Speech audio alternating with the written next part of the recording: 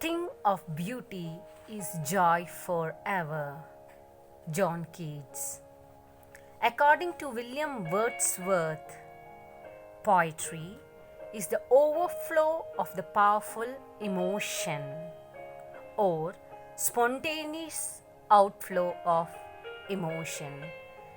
In today's class, we are going to learn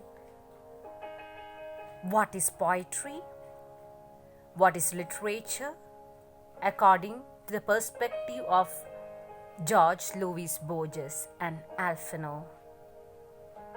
Good morning, my dear beloved student. Today, let us go through the conversation between Robert Alphonso and George Louis Borges, the greatest writer, translator ever lived. So, now we are in the discussion of part 3 of this lesson. I believe books will never disappear.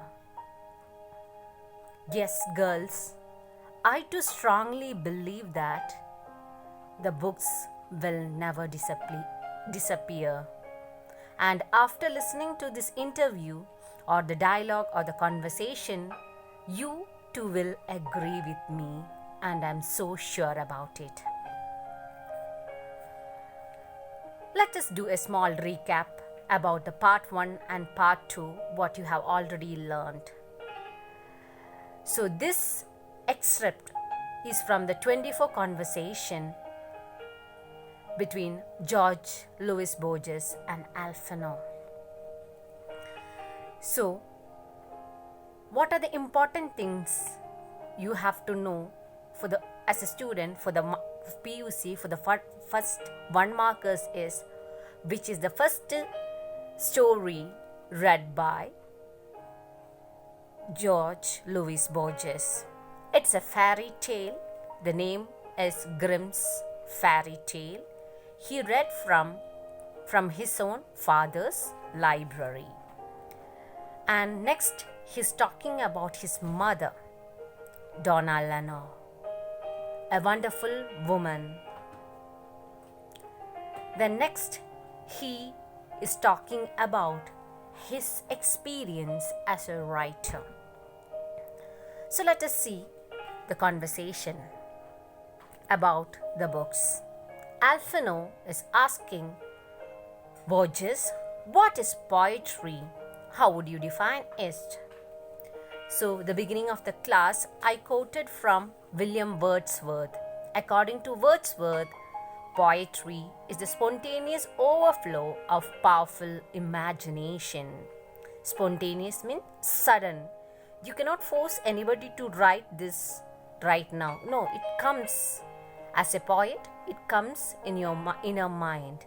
So poet hold a respectable position in the society because he is the creator of new thing. So he holds next to the God. So according to Alphonso, he is asking a doubt. What is poetry according to Borges? And he is further adding the question, 2 questions he is posing in this conversation. What is poetry? How do Borges define it? So according to Borges, this is very important 1 mark question. Poetry is something intimate.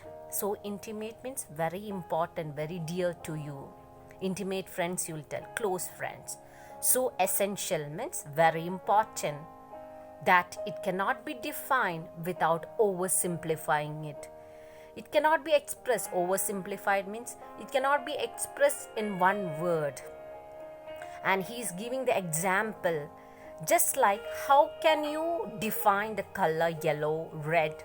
You cannot. You can just tell that yellow, the egg yolk, the color of the egg, or the color of the ripe mango.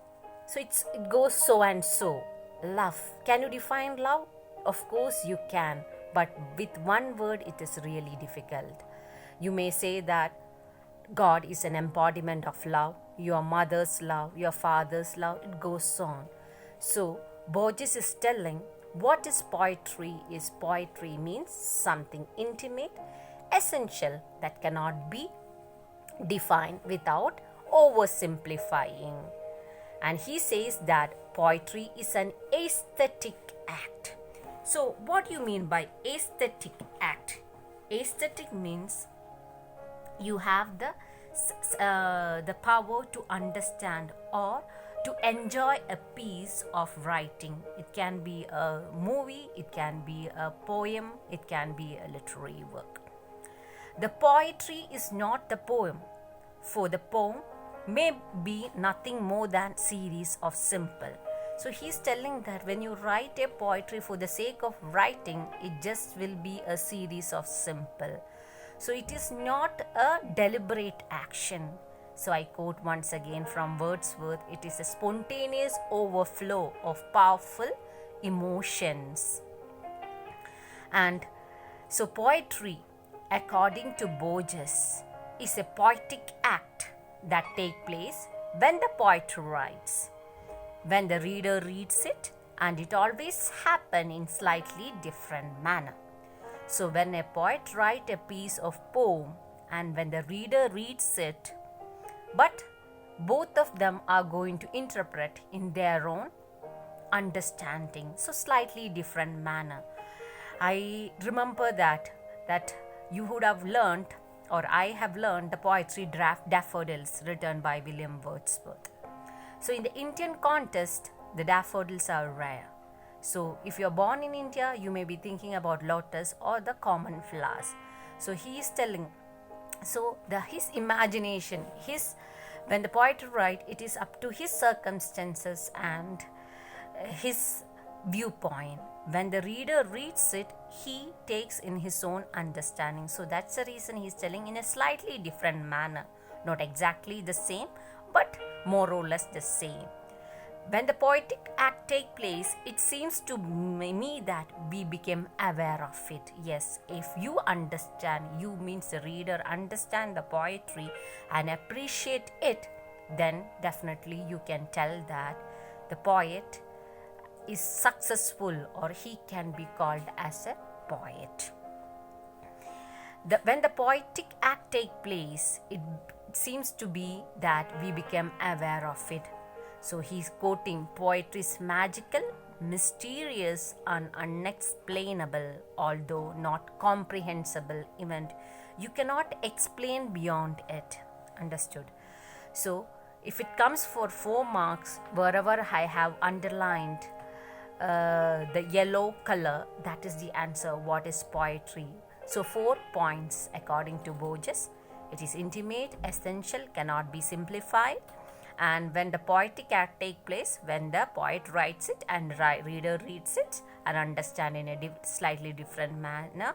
And poetry, above all, poetry is magical, mysterious and unexplainable. And you cannot comprehend, you cannot go on, it is very difficult to explain. If one doesn't feel that poetic event upon reading it, the poet has failed. So if you can't understand or grasp or enjoy the piece of work, then definitely you can tell that poet have failed in his duty. So this conversation, what Alphino is asking, or what the question Alphino is posing, is very important for the examination point of view for 1 markers and 4 markers. Alphino, Borges, what is important in the art of poetry is finding the precise word. So he's asking, so poetry, you cannot keep on writing, but for a fiction you can write umpteen number of page. But when you write a poem, there is word limit. You cannot keep writing like a prose. So he's telling that I think it is very difficult to write a poem than a fiction, because you have to use precise. Precise means the correct word. To a great extent, so he's replying, yes, to a great extent, precise words are what elicit the emotion, which explain or ask emotion, correct? Understood? So in order to bring 1 paragraph, sometimes you need to use only 1 word. So instead of using 100 words or 5-6 lines, you can sum up with one word. But to find that right word, it is really tough. So he's telling that the work of a poet is really tough when you compare to writing with fiction, because he has to find the right word. So precise words. So Borges remembers that wonderful line in a poem by Emily Dickinson, another English poet, Emily Dickinson, which can exemplify this, which can explain or add more into it. That is, this quiet death was gentlemen and ladies. So here, the poet Emily Dickinson, to make it more clear, he's quoting from the next poet. In the previous class, you have heard about Homer, Spengler, Bernard Shaw, and next one is Emily Dickinson, the poet. So he's quoting from her point of view to substantiate or to prove that he is right, or to make us understand, to be more diplomatic. This quiet death was gentlemen and ladies. This idea is banal, the idea of death of dust. We will all be dust one day. So here, instead of prolonging, telling that human life is, or human beings' life on earth is a short journey, or human being mustn't be so proud about his or her achievements, she is using the word dust. Understood?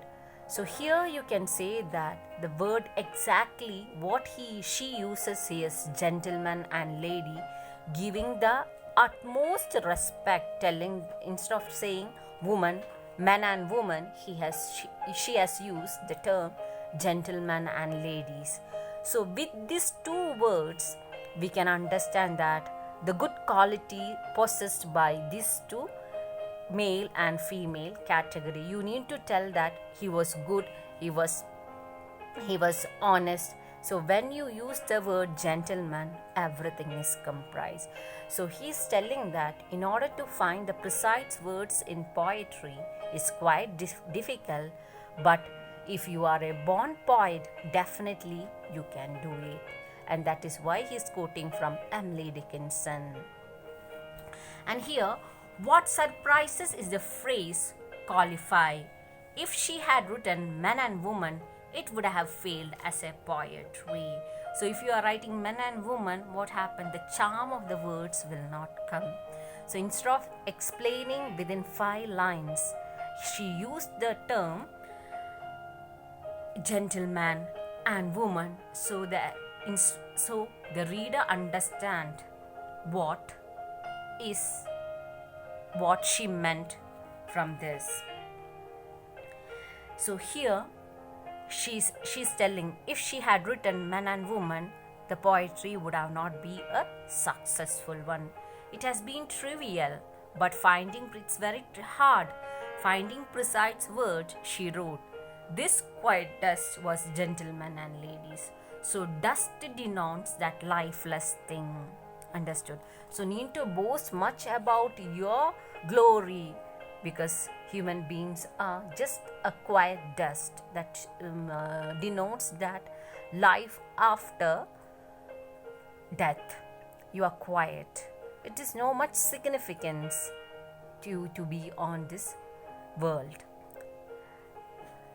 Then Alphino. So here Borges is telling that it is very difficult for a poet to find the exact word, and if she is able to do it, she is really successful as a poet. Alphino, you had said that metaphor exists from of very beginning. Could you expound on the concept? Can you explain little more about the metaphors? He's telling, yes, of course, I will. He believes that metaphors, if they are truly, and I suppose you know what is a metaphor. Metaphor, simile, personification, alliteration, these are the figures of speech in English which adds charm for the poetry. The most important or often used figure of speech is metaphor and simile. So metaphor means you are comparing two different things without using as and like. So if they are truly metaphor exist from the beginning of time, but we express them differently. I have occasionally thought of reducing all metaphors to 5 or 6. So he's telling that as when we started writing, from that age onwards, metaphors and similes are there, and he's telling that there are number of similes are there, but according to him, just like the 3 basic thing what human beings need is food, air and water. So the same way, 6 metaphor as a point which you cannot avoid is that there are 6 metaphors according to him. Then Alphonso is asking, tell me which are the 6 metaphors which you cannot avoid it. Time and river, life and dream, death and sleep, stars and eyes, flowers and woman. So he is telling that as a poet, these are the 6 metaphors you would have used so many number of times, or you couldn't avoid these metaphors at all when you write a poem. For example, time and river. So comparison is that you cannot, the time cannot be caught and kept. The same way the river, there is never ending, understood. So it keeps moving. Life and dreams, death and sleep. So instead of telling the death of a man, you can say that sleep, that denotes that sleep, actually it denotes the death, because we don't know what is happening. So the metaphor of sleep means death indicates sleep indicates death, because after the death you don't know what is happening. So these metaphors are death and sleep. Stars and eyes, sprinkling, it is compared to your eyes. Flowers and woman, flowers mean the pretty woman. So those would be, I believe, the essential metaphors that are found in all literatures, and then they are the other whimsical. I believe that the poet's task is to discover metaphors even though they may already exist. So he is telling that at times he feels that this is not sufficient, and it is these metaphors are very integral, but some may be using in other way. It's whimsical. I believe that poet's task is to rediscover metaphors. So it is not mandatory you have to use this itself. You can make, you as a poet, it's up to your creativity to discover metaphors even though it is not existing. These 6 metaphors are from the beginning: river and life, death and dream, stars and eyes, flowers and woman. Borges. There are people who speak in disappearance of books. So he's coming to the main essence of this interview or the conversation. He says that some people right now, because it's a technological era, people believes that the books may disappear, and they assert the modern developments in communication, and they are telling that definitely the modern development, the gadgets will replace the books. Something more dynamic that will require less time than reading. Say, of course, we can tell that your smartphones, your laptops, all those things, instead of going and taking a book from the library or your own cupboard, it is very easy to browse and see. Of course, it can substitute, but it cannot take place the role of the books. That means some material has to be there for you to browse or to find out. So even though in this modern technological era, it may substitute your tab, your computer, Google app, may substitute, but it cannot replace the role of book. So he's firmly saying, in the age of 83, he's telling that no, he believes that books will never disappear, and he says that it is impossible that will ever happen. Whatever the technology develop also, he's telling it will never happen. The disappearance of books will never happen. You can see the firmness in his words. Yes, it is impossible that it will never happen. Among the many inventions of man, the book, without a doubt, is the most astounding all other extension of our body. So he is telling that whatever you say, that books will never disappear, and whatever so far any invention what have man have found astounding, which stands out, the most standing out invention what man have done is the book itself. So he is saying that the telephone, for example, is extension of your voice. You cannot tell that telephone is speaking. It is you. The telephone is just an instrument to hear your voice. The same way, telescope, microscope for your sight. You cannot say that I can see with telescope. No, it is just an extension to see. You are using your eyesight. The sword and plow are the extension of our arms.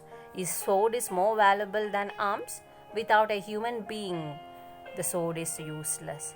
So he is telling that whatever the invention happens in this 21st century, books will never disappear.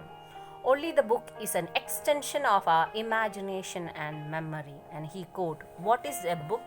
It is an extension of our imagination and memory. Just like telephone is the extension of your voice, microscope is the extension of your sight, sword is an extension of your arms, book is an extension of your imagination and memory. This is also for a 4 mark. According to Borges, what are this thing he's stating, that he's strongly saying that books will never disappear.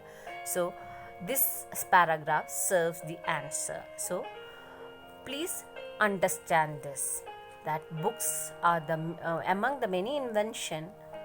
Borges believed that book is the most astounding invention, and he is justifying his statement by giving the example like telephone is an extension of your imagination, telephone is the extension of your voice, and books are the imagination of extension of your imagination and memory. Well, you state in a memorable passage that literature is a dream. So he is telling that yes, I have heard that once you said that literature is a dream. Then he is telling yes, I said it so. Literature is a dream, but he adds that a controlled dream. I believe that we owe literature almost everything we aren't and we have been, and also what will be. So here in this one line itself, he's covering all past, present and future. You owe, you pay. Your life is mostly depending on literature. Almost everything he is telling, and what we have been, and in future also what we will be, we owe to literature.